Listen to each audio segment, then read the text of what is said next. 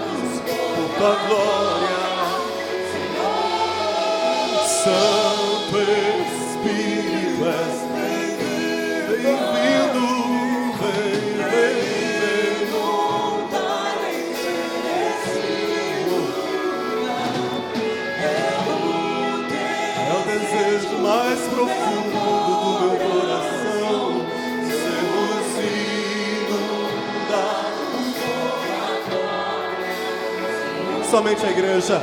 Santo Espírito.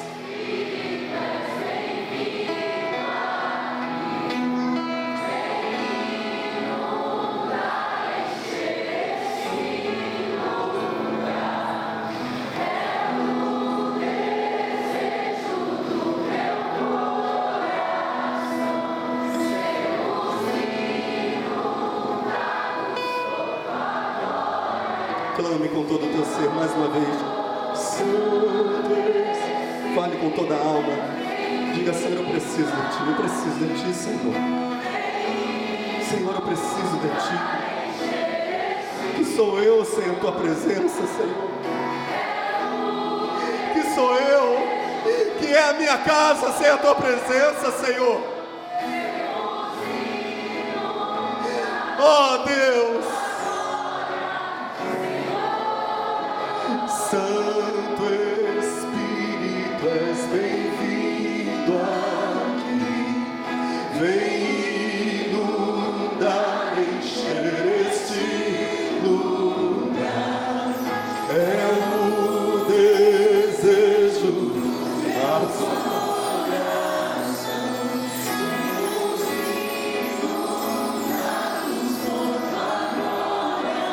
Senhor.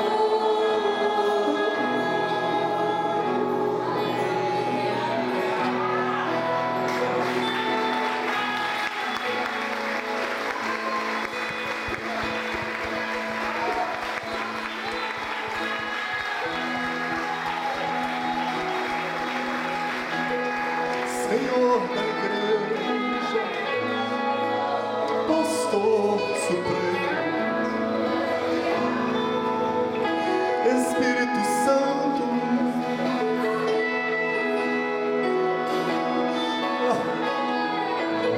Espírito Santo, Santíssimo, mais que Santíssimo, mais que Santíssimo.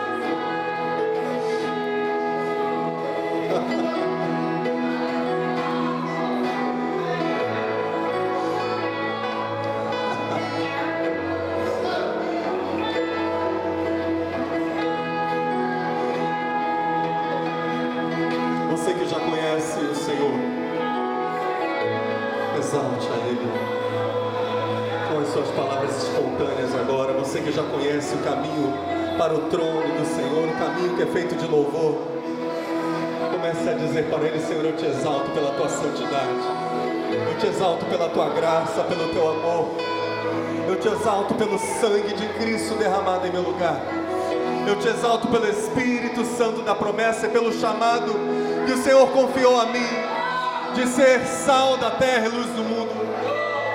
Engrandeço o teu nome, ó meu Deus. Minha alma engrandece ao Senhor, meu espírito se alegra em Deus, meu Salvador. Minha alma se engrandece.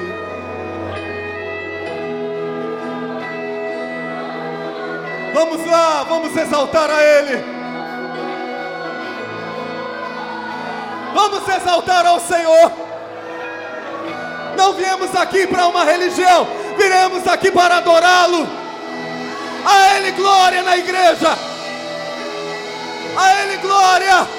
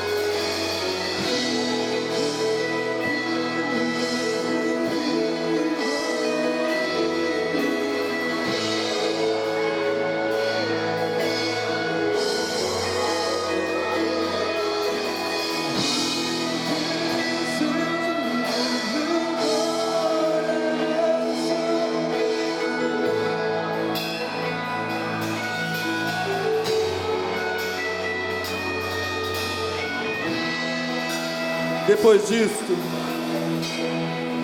Jesus começou a contar ao povo esta parábola. Um homem plantou uvas em suas terras, arrendou a plantação a alguns lavradores e depois foi-se embora por muito tempo. No devido tempo, mandou um servo seu aos lavradores para que eles lhe dessem parte dos frutos da sua plantação de uvas. Os lavradores, porém, bateram no servo e o mandaram de volta de mãos vazias. Então ele mandou outro servo. Os lavradores, da mesma forma, também bateram nele, humilharam-no e mandaram-no de volta de mãos vazias. Então ele mandou ainda um terceiro servo, mas eles da mesma forma o feriram e o expulsaram. O dono da plantação então disse: o que é que eu vou fazer? Vou mandar o meu querido filho, talvez eles o respeitem. Mas quando os lavradores o viram, conversaram entre eles e disseram: este é o herdeiro, vamos matá-lo e assim a herança será nossa. Então eles o jogaram para fora da plantação de uvas e o mataram.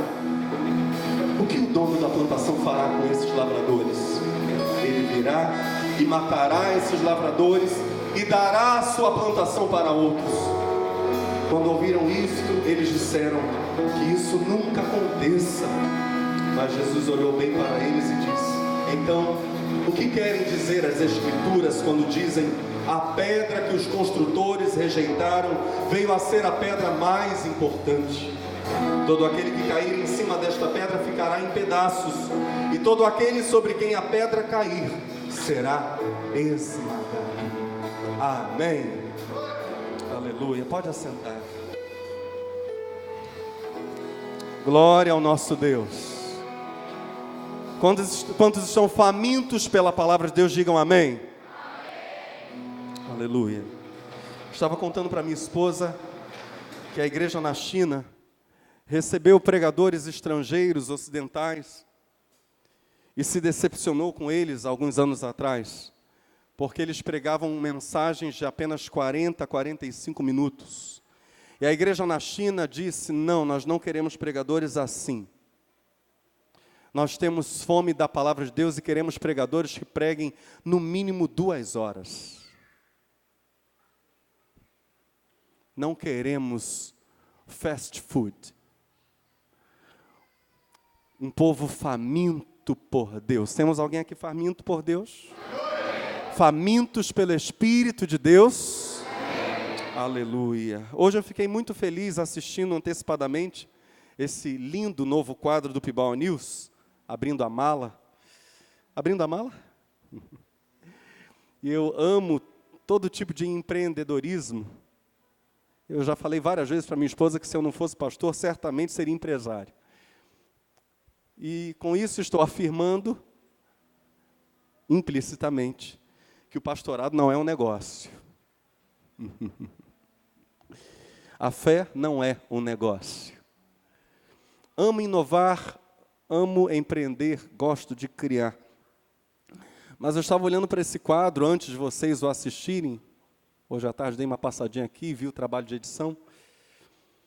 Olhando para esse quadro e para os talentos que Deus repartiu a cada um de nós, eu penso no mundo dos negócios, dos investimentos e concluo que Deus nos concedeu inúmeras habilidades para o glorificarmos. Amém?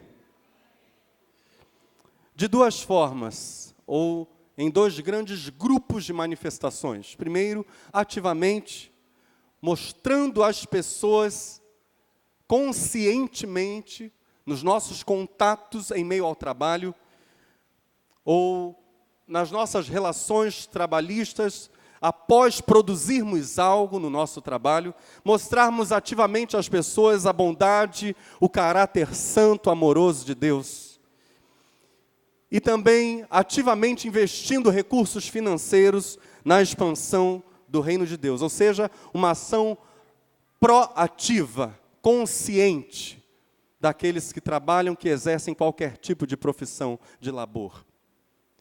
Mas o segundo grande grupo é o daqueles que glorificam a Deus, ou segunda maneira, porque é possível para todos vivermos ambas as realidades, tanto glorificarmos a Deus de modo ativo, quanto de um modo passivo, passivamente, também mostrando às pessoas o caráter bondoso, amoroso, santo de Deus. Pessoas que nos veem sendo ajudados por Deus, abençoados por Deus no nosso trabalho, e por verem a ação de Deus a nosso favor, no nosso trabalho, elas passam a crer no poder que Deus tem. Então a nossa vida revela, sem muito alarde, às vezes sem palavras, o quanto Deus é bom. Ativamente ou passivamente, Deus nos concedeu habilidades para nós o glorificarmos. E um exemplo de habilidades operando em nível nacional é, sem dúvida, o de uma nação oriental chamada Japão. Uma das mais poderosas economias do mundo. A economia japonesa, sabemos, é a de uma grande potência.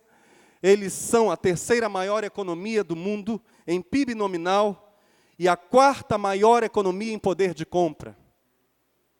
Eles são o quarto maior exportador e também o quarto maior importador do mundo, além de ser o único país asiático membro do grupo chamado G8, as 8 maiores economias. O Japão mantém uma força de segurança moderna, ampla, utilizada para autodefesa e para manutenção da paz. Possui um padrão de vida altíssimo, o terceiro maior índice de desenvolvimento, o 10º maior IDH, índice de desenvolvimento humano, é deles. Tem a maior expectativa de vida do mundo, de acordo com estimativas da ONU e da Organização Mundial de Saúde. Tem a menor, ou a terceira menor taxa de mortalidade infantil. Fazem parte do G20, grupo formado pelas 19 maiores economias do mundo, mais a União Europeia. Mas eu quero falar para vocês do segredo do Japão, que tem a ver com a parábola dos lavradores maus.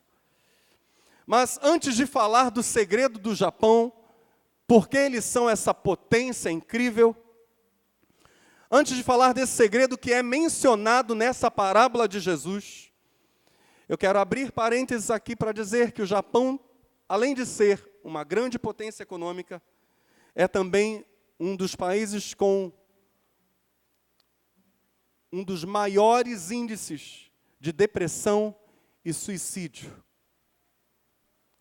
exemplificando claramente que os negócios ou as riquezas não têm a capacidade de atribuir sentido à vida humana.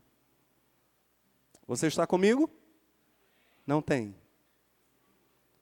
Por mais rico que um homem seja, o capital não diz o valor do homem e não dá sentido para a vida.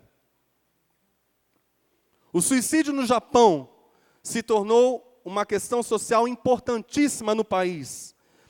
Segundo a Organização para a Cooperação e Desenvolvimento Econômico, OCDE, o Japão, com 127 milhões de habitantes, tem uma das mais elevadas taxas de suicídio do mundo. E é interessante que a opção de acabar com a própria vida, no Japão, não acarreta nenhum tipo de estigma social. Porque, por causa do budismo, a morte é tratada de um modo extremamente natural, como uma passagem para outra existência. Os estudiosos dizem que os principais fatores ligados ao suicídio naquele país são o desemprego, por causa da recessão econômica da década de 90, a depressão e as pressões sociais. Vocês sabem que as babás das crianças e adolescentes no Japão são jogos eletrônicos. E a preocupação das autoridades no Japão é, em grande parte, com os suicídios entre os jovens. Em 2011, o Japão contabilizou 30.651 suicídios. Essa foi a primeira vez que, desde 1998, o país teve menos de 31 mil casos de suicídio. A polícia japonesa exorta o governo, exorta a administração, administrações locais, exorta até as empresas a trabalharem em conjunto para implantarem medidas eficazes para evitar os suicídios. Eu estava olhando para esse quadro de tamanho desenvolvimento econômico e de tamanha depressão e morte, e eu suspirei da seguinte maneira: se o Japão fosse tão livre da depressão quanto é livre da pobreza. Mas o Japão não é o único país rico que possui uma população em grande parte deprimida. Preste muita atenção. Cerca de 16% da população mundial já teve, pelo menos uma vez na vida, esse mal chamado depressão. Em alguns países como a Austrália, por exemplo, riquíssima, 1 em cada 4 mulheres e cerca de 1 em cada 8 homens já sofreu de depressão. A depressão nervosa, além da Austrália, é causa comum de aposentadoria por invalidez na América do Norte e em outros países, e em países da Europa também. Um dado da Organização Mundial de Saúde prevê para 2020 que a depressão nervosa passará a ser a segunda causa de mortes mundiais por doença, atrás apenas das doenças cardíacas. Em 2020, a depressão será o grande mal psíquico do nosso mundo. Está muito perto, né, gente? Mesmo sabendo que países ricos, como Japão, Austrália, Estados Unidos, são campeões em depressão, em falta de sentido para a vida, eu quero pensar com vocês positivamente. Feitos esses parênteses, eu quero pensar com vocês positivamente na riqueza e no incrível desenvolvimento dos japoneses. O segredo deles exemplifica um dos princípios exposto por Jesus na história do investimento ou na parábola dos lavradores maus como a maioria das Bíblias intitula. O pastor Pon Yong-cho, quantos aqui já ouviram falar nele? Pastor da maior igreja evangélica do mundo por algumas décadas, a igreja Yoido do Evangelho Pleno, em Seul, Coreia do Sul, perdão. Igreja que, quando ele deixou o pastorado, tinha 750 mil membros. Pastor Pon Yong-cho conta num livro maravilhoso de sua autoria, chamado Mude de Mentalidade, a história de um filme japonês chamado Popoya, lançado em 1999 no Japão, foi um sucesso de bilheteria, 5 milhões de japoneses foram assistir esse filme. Um filme que exemplifica, por meio da história de um ferroviário, como um país devastado pela Segunda Guerra Mundial. Vocês lembram que o Japão era aliado de Adolf Hitler. Eles faziam parte do eixo e perderam a Segunda Guerra Mundial. Aquele país, depois de derrotado e devastado pela guerra, foi o país que pela primeira vez na história experimentou o bombardeio atômico. O Japão teve um crescimento econômico simplesmente espetacular, com uma taxa de crescimento médio anual, olha isso, de 10%. O Japão cresceu por 40 anos, 4 décadas, 10% ao ano, na média. Tornando-se, depois desses 40 anos, ou durante esses 40 anos, a segunda maior economia do mundo. Um prazo recorde, um crescimento avassalador. Qual é o segredo deles? Um segredo que é contado por Jesus na parábola dos lavradores maus. Vamos à história do filme Popoya. Conta-nos o pastor Pon Yong-cho. Vocês estão aqui comigo? Porque Deus está falando. Pastor, essa mensagem está muito... É, isso mesmo, Deus está falando. Jesus contava inúmeras histórias e por meio das suas historinhas, o reino de Deus vinha chegando aos ouvintes que ouviam com o coração aberto. É chegado o reino dos céus. Quando o Japão, diz pastor Pon Yong-cho, enfrentou a pobreza após a Segunda Guerra, os trabalhadores civis eram mal pagos e não recebiam nenhum benefício de aposentadoria. Nesses tempos difíceis, um jovem foi trabalhar na ferrovia como engenheiro de trem. Inalou fumaça a vida inteira até ser promovido a chefe da estação. Esse homem era totalmente dedicado ao trabalho. Olha só, nem quando sua única filha adoeceu e foi levada ao hospital, ele largou o seu posto, embora qualquer pai em seu lugar o tivesse feito. A esposa implorou para que ele as acompanhasse até o hospital, mas ele respondeu: sou um ferroviário. Na hora do trabalho não posso cuidar de assuntos pessoais. Sua esposa teve de levar a filha sozinha ao hospital, onde receberia tratamento. Mesmo assim, a menina morreu. Passada a morte da filha, a esposa também adoeceu.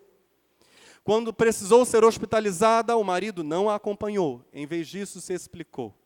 Até o final da mensagem você vai entender o que vamos tirar de proveitoso dessa história. Amém? O marido, em vez disso, se explicou. Em vez de acompanhá-la, ele disse: sou um ferroviário. Na hora do trabalho, não posso cuidar de assuntos pessoais.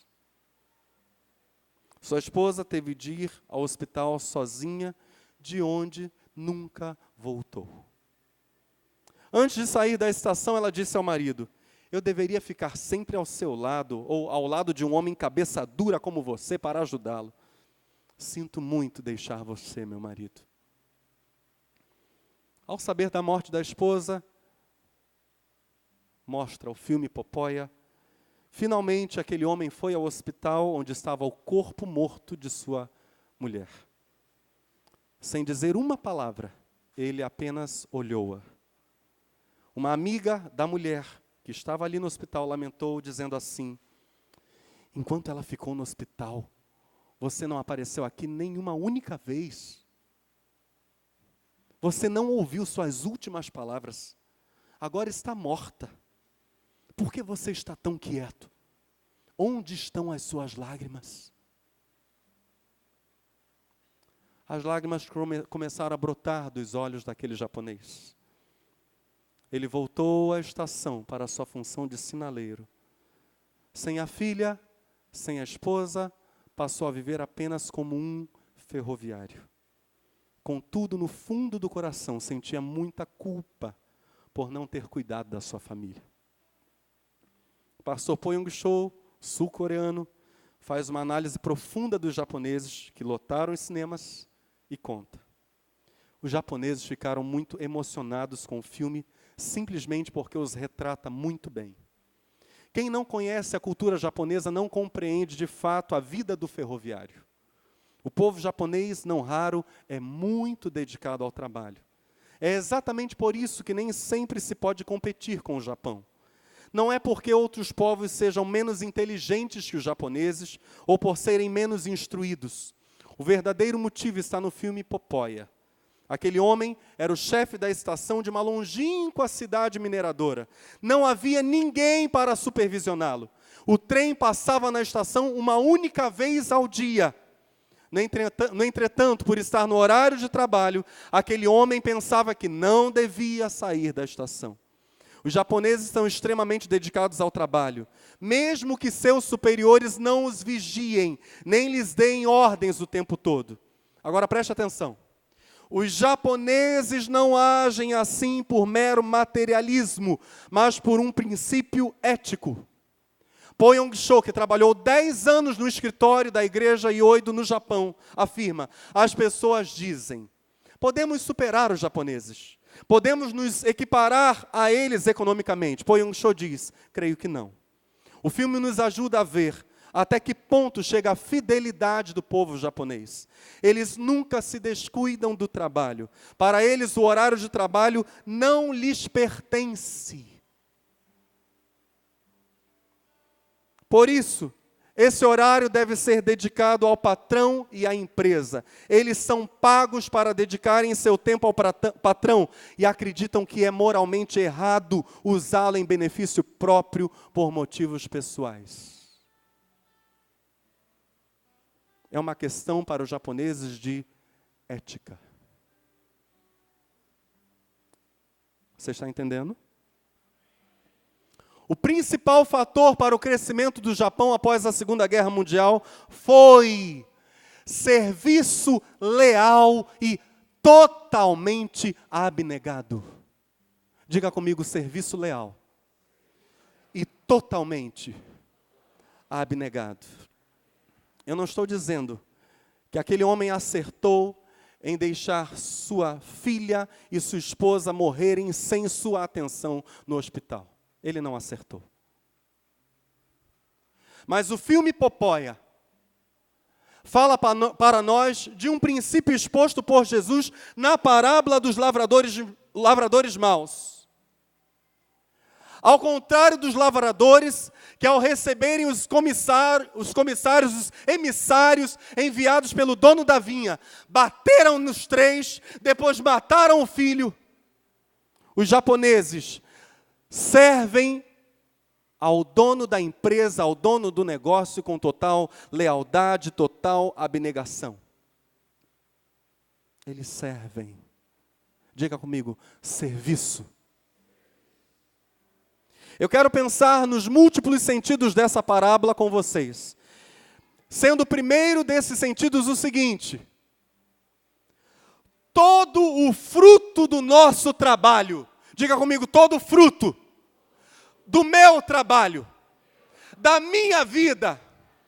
O texto está dizendo para nós que todo o fruto do nosso trabalho, todo o fruto da nossa vida será finalmente apresentado a Deus. Não há qualquer produção humana que seja desconectada do Criador.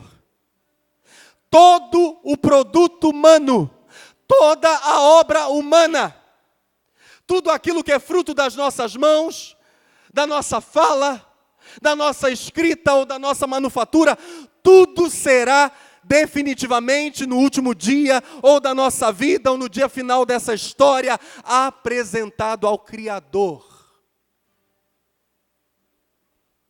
Primeira grande verdade que a parábola está dizendo para nós: tudo que produzirmos, palavras, pensamentos, bens, filhos, tudo, será entregue para Deus. Na parábola, os lavradores são arrendatários, eles não são proprietários. Eles alugam. Eles trabalham numa propriedade que não lhes pertence. O Salmo 24, verso 1 diz: do Senhor, diga comigo, do Senhor é a terra e a sua plenitude, o mundo e aqueles que nele habitam. Olha para a pessoa que está perto de você, por favor, e diga para ela: você e tudo que você tem não pertence a você.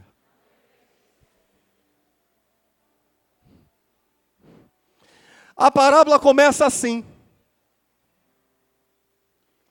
Quando Deus fala com Moisés lá no Monte Sinai, antes de entregar os 10 mandamentos, os 10 mandamentos vão ser entregues no capítulo 20 de Êxodo. Capítulo 19, versos 3 a 6, olha só o que a Bíblia diz. Subiu Moisés a Deus, e o Senhor o chamou do monte, dizendo: assim falarás à casa de Jacó, e anunciarás aos filhos de Israel: vós tendes visto o que fiz aos egípcios, como vos levei sobre asas de águias. Quantos aqui foram libertos por Cristo Jesus? Aleluia! Esse texto fala de um povo liberto. Deus, como uma pomba com asas prateadas, tirando o seu povo bondosamente, amorosamente, com sinais, com braço forte, com prodígios, com maravilhas, para uma terra de liberdade.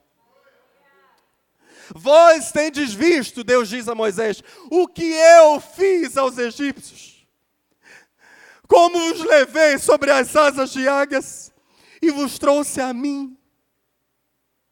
Agora, pois, se diligentemente ouvirdes a minha voz e guardardes a minha aliança, então sereis a minha propriedade peculiar dentre todos os povos, porque toda a terra é minha. E vós sereis um reino sacerdotal e um povo santo. Moisés, estas são as palavras que falarás aos filhos de Israel. Diga para eles: apesar de toda a terra ser minha, eu quero ter o meu Éden, a minha vinha, o meu povo querido. Em segundo lugar, diga comigo: todo que se entregou a Cristo entrou para a vinha. Quando Cristo se torna o Senhor, é o que a parábola está dizendo para nós. Nós nos tornamos automaticamente trabalhadores da vinha. Não é uma escolha, preste atenção. Quando nós dizemos para Jesus, quem aqui já disse para Ele: seja o Senhor da minha vida? Quando você fez isso, você estava dizendo para Ele: Senhor Jesus, Senhor da vinha, eu recebo o perdão dos pecados e entro no teu serviço.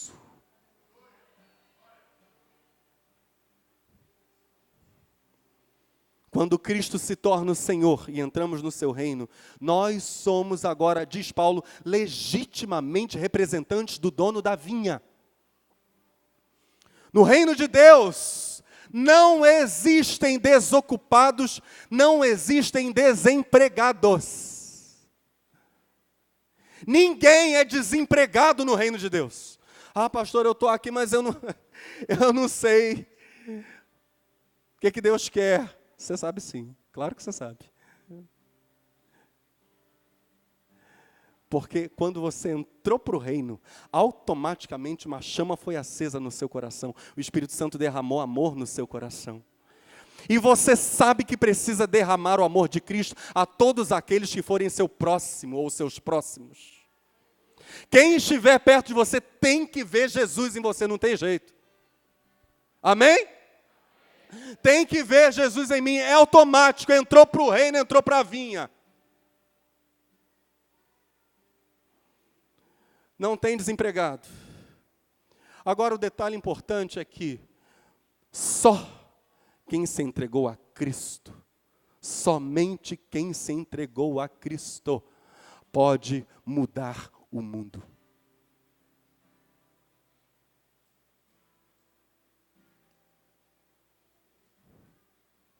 Só você pode mudar o mundo.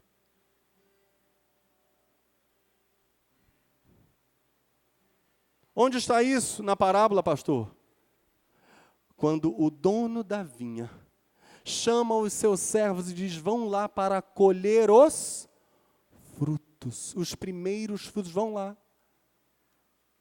Colham os primeiros frutos, tragam para mim. Aí você vai perguntar: pastor, que frutos são esses? Antes de falar dos frutos, olha só, hein? Antes de falar dos frutos, existem dois tipos de trabalhadores na parábola. Aqueles que se sentem donos da vinha, ou seja, vivem a vida como se fossem dono daquilo que não lhes pertence, a própria vida. E aqueles que se sentem responsáveis por apresentarem ao Senhor, ao dono da vinha, os frutos do trabalho dos arrendatários e apresentarem a palavra do Senhor, a mensagem, o chamado do Senhor aos arrendatários. São esses os dois grupos de trabalhadores da vinha. Os arrendatários são toda a raça humana. Os que falam do Senhor, representam o Senhor junto aos arrendatários. E que são responsáveis por colherem frutos dos arrendatários, esses são aqueles que já se entregaram a Cristo. Então, ainda que a conversão nos introduza na vinha, ela o faz de modo especial, porque na verdade, todos estão numa terra que não é sua, é do Senhor. Mas que frutos são esses? Bem, para entendermos esses frutos, a gente tem que voltar para o Antigo Testamento. Porque quando Jesus está contando a parábola, ele está dizendo isso por causa dos mestres da lei. Imediatamente o cérebro deles vai lá para a profecia de Isaías, capítulo 5. Eles sabem exatamente do que Jesus está falando ao se referir à vinha. E eles ficam com raiva de Jesus porque eles entendem perfeitamente a parábola de Cristo. Eles sabem exatamente quem são os lavradores maus, são eles mesmos.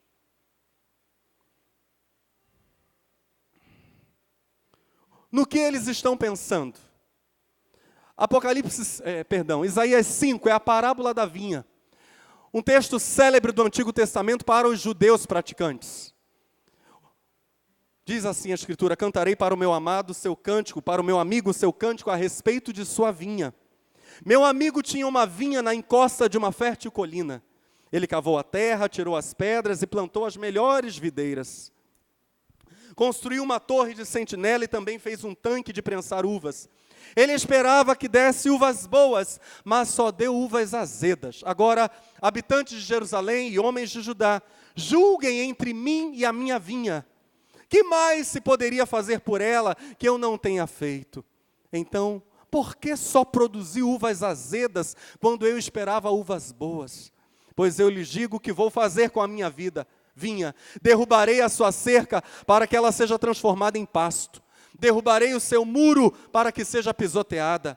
Farei dela um terreno baldio, não será podada nem capinada. Espinheiros e ervas daninhas crescerão nela. Também ordenarei às nuvens que não derramem chuva sobre ela. Pois bem, a vinha do Senhor dos exércitos é a nação de Israel. E os homens de Judá são a plantação que ele amava. Ele esperava justiça, mas houve derramamento de sangue.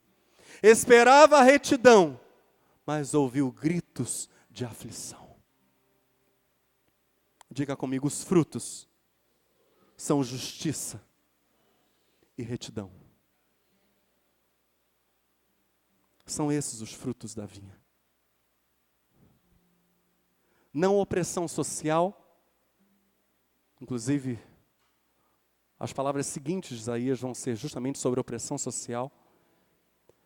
Não mais opressão social, não mais descaso para com os famintos, Mas retidão, justiça, misericórdia, graça, amor, perdão. Interessante que em Gálatas capítulo 6, verso 15, Paulo apóstolo vai dizer que a igreja é o Israel de Deus. Então, se no Antigo Testamento o Israel de Deus, segundo a carne, era a vinha do Senhor, no Novo Testamento esse sentido passa a ser simbólico. Porque Israel passa a ser uma figura do povo de Deus. Só que no Novo Testamento o povo de Deus não é o Israel natural, é a igreja lavada no sangue de Jesus. Paulo diz em Gálatas capítulo 6, a partir do verso 15, em Cristo, diga comigo, em Cristo. Diga, em Cristo. Paulo afirma, em Cristo, mais uma vez o digo, de nada interessa estar circuncidado ou não. O que conta é ser nova criatura. A todos os que andarem segundo esta regra de vida, que Deus lhes conceda a sua paz e o seu amor, a esses que são, no fundo, o verdadeiro povo de Deus, ou, em várias traduções, o Israel de Deus. Aqueles que têm a tarefa de conduzir o mundo a Cristo e a Deus. Eu e você, se Cristo é Senhor da nossa vida, nós temos um chamado. Anunciar o chamado de Deus à justiça e à retidão. Deus quer frutos da nossa humanidade, frutos bons. A nossa tarefa é sermos exemplos de justiça e retidão.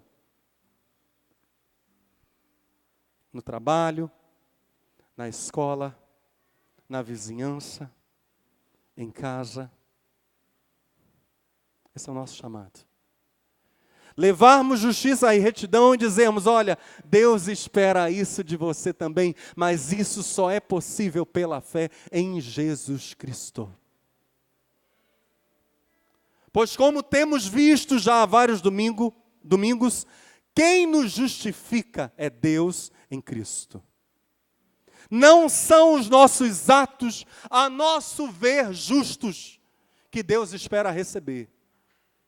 Deus espera receber aqueles atos de justiça que são uma obra clara, evidente do Espírito Santo em nós, porque agora nós somos dele e ele é nosso. Eu esperava justiça, diz Deus. Mas, além de Deus querer frutos bons, justiça e retidão, além de todos aqueles que se entregaram a Cristo serem mensageiros de Deus, para todos aqueles que estão na grande vinha do Senhor, sermos trabalhadores especiais da vinha, porta-vozes de Deus, responsáveis por colhermos os frutos de Deus. Apesar de todo fruto, todo produto humano ser apresentado a Deus, e aquilo diz a Escritura, que não é bom, será queimado no fogo. Mas aquilo que é justiça e retidão, isso vai agradar o coração de Deus, e Deus vai chamar esses para junto de si, para a sua direita. Apesar ou além de todas essas coisas, em último lugar, eu quero dizer para você que ser mensageiro ou mensageira de Deus às vezes envolve risco. Se vocês notaram a parábola, o primeiro servo apanhou, voltou machucado para o seu senhor. O segundo servo foi lá e disse, olha, o senhor, o dono da vinha, quer os primeiros frutos, apanhou também. Voltou todo surrado. O terceiro servo chega para os trabalhadores e diz, olha, meu senhor mandou, ele quer os frutos. E o Senhor é cheio de compaixão, misericórdia, ele não quer aplicar juízo, ele está dando tempo ao tempo. Isso aí é a figura dos profetas do Antigo Testamento. Foi o primeiro, foi o segundo, o terceiro enviado por Deus. E ele apanha também, o terceiro apanha e volta para o seu senhor. E o dono da vinha diz, eu vou fazer uma coisa, eu vou enviar o meu filho. Quem é esse? Jesus. Vou enviar meu filho, vamos ver se agora eles vão respeitar meu filho. Quem sabe eles vão aceitar meu filho e vão apresentar justiça e retidão para mim. E aí quando os trabalhadores maus olham para o filho e dizem: opa, ele é o herdeiro. A gente só precisa matá-lo, que a vinha é nossa, vamos nos apoderar de tudo, não vamos ter para quem prestar contas, mas vamos acabar com a história agora. E eles o matam e jogam numa vala. Um Deus derramando a sua graça. Um Deus chamando e chamando a humanidade para a justiça e retidão. Hoje Ele nos chama nesta casa a justiça e a retidão. E Ele nos chama por Cristo, seu Filho amado, exatamente isso. Ele diz: veja bem, meu filho morreu uma única vez, mas ele ressuscitou e está vivo pelos séculos dos séculos. Se você o receber, os seus pecados serão perdoados, o Espírito Santo será concedido a você, e você conseguirá produzir frutos justos e retos na minha presença. Vem para mim, Deus diz. Mas por vezes, nós que já recebemos, aqueles que já receberam a Cristo como Senhor, já são porta-vozes do seu reino, já estão chamando outros para virem apresentar frutos para Deus, correm risco, mas mesmo correndo risco, precisamos lembrar que eles serão os únicos a receberem honra do Senhor da vinha, por amarem ao Senhor e ao próximo. No verso 16, eles aparecem como os outros que herdarão tudo. Jesus diz: olha, sabe o que o Senhor da vinha vai fazer? Ele virá e matará esses lavradores e dará a sua plantação para outros. Diga comigo, outros. Esses outros, na história aqui, literalmente foram a igreja de Cristo, em lugar do Israel natural que rejeitou a Cristo. Outros receberão as bênçãos do reino. No relato paralelo, em Mateus 21, verso 43, temos: portanto, eu vos digo que o reino de Deus vos será tirado e será dado a uma nação que dê os seus frutos. Quem servir a Deus será honrado hoje e por toda a eternidade. Quem amar e servir ao próximo será honrado hoje e por toda a eternidade. Vocês estão aí? Temos servos aqui nessa noite. Semana que vem nós celebraremos o quê? Ceia do Senhor. Renovando o nosso voto de servir.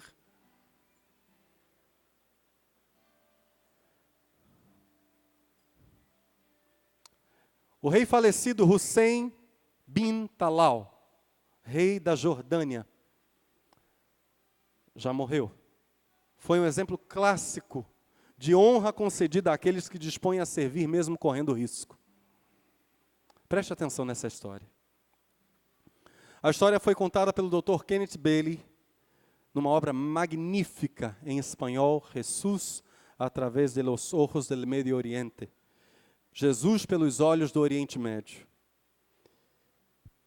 Dr. Kenneth Bailey, um teólogo, conta que ouviu essa história primeiramente quando estava no Líbano, e depois esse relato foi confirmado por um alto oficial da inteligência americana, CIA.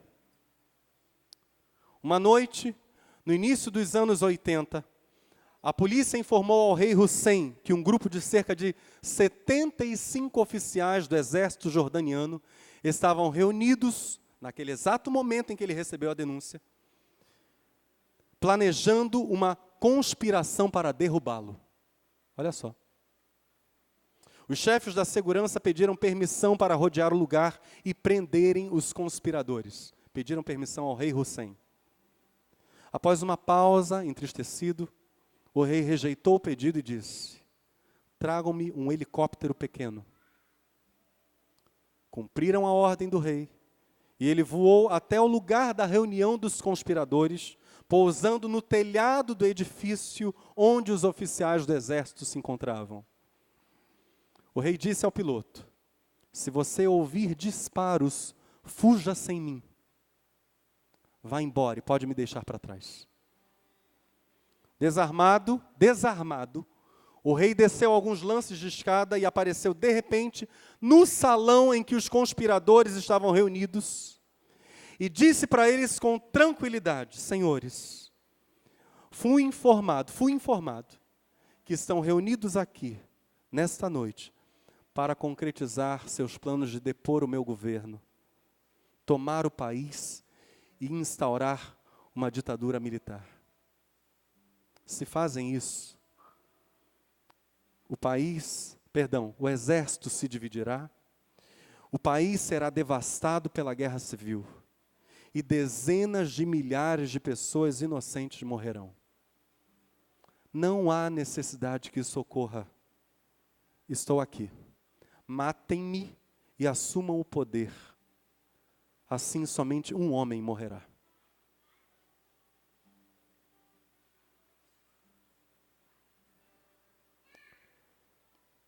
Isso não é uma história inventada, isso não é uma ilustração. Após um momento de silêncio e assombro,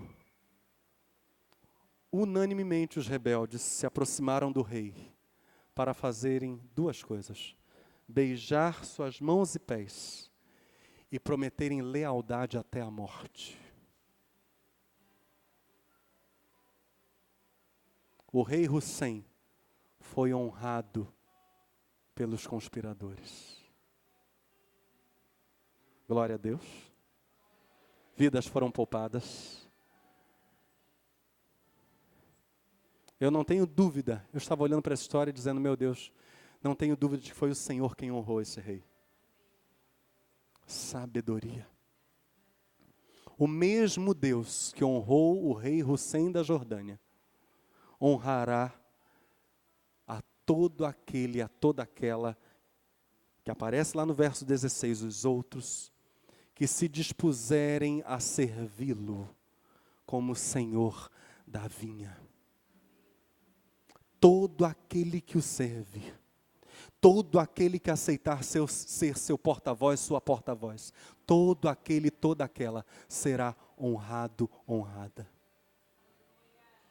Eu e minha esposa conversávamos ontem, eu quero encerrar com isso. Várias vezes eu e ela pensamos na honra destinada àqueles que amam a Cristo. A honra reservada no último dia para aqueles que forem fiéis. E eu e minha esposa concordamos no mesmo ponto, na mesma percepção de honra.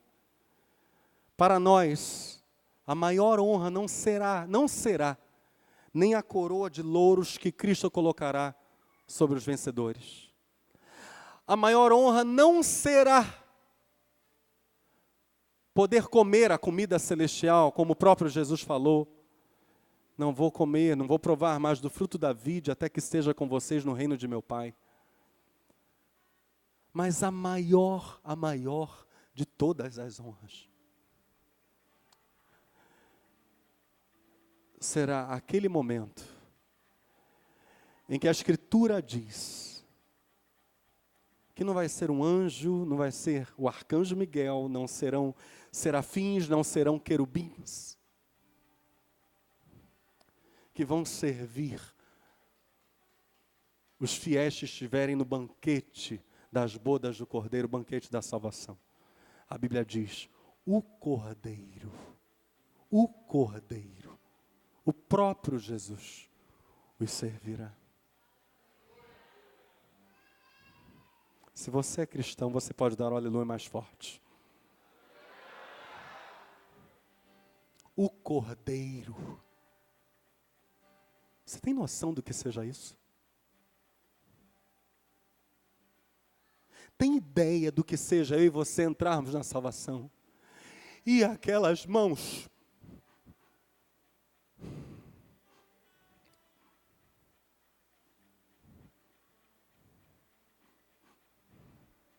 pegarem o pão, aquelas mãos. Você foi fiel. Come comigo.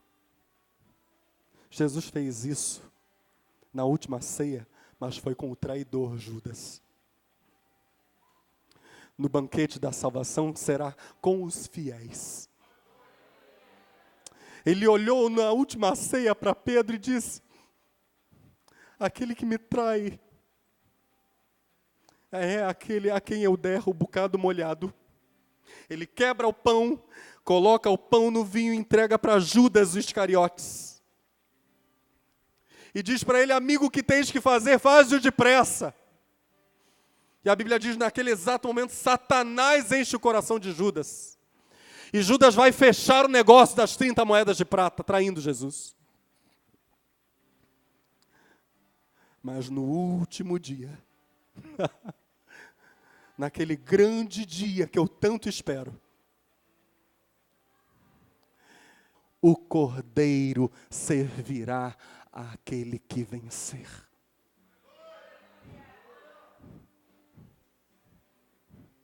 Ele dará a vinha a outros. Que eu e você, pela graça de Deus, não por nossas obras, mas pelas obras de Deus, fruto da nossa comunhão, da nossa paixão por Deus, as obras de Deus por meio de nós, que por meio dessas obras Deus seja glorificado, e nós sejamos achados como bons servos da vinha, aos quais o Senhor no último dia cobrirá de glória, de honra e de alegria. Olhe para o seu irmão e diga: em nome de Jesus, que o Senhor nos encontre como obreiros aprovados, como trabalhadores da vinha do Senhor, servindo a todos a mensagem do Evangelho. Que o Senhor nos encontre aprovados. Amém? Em nome de Jesus.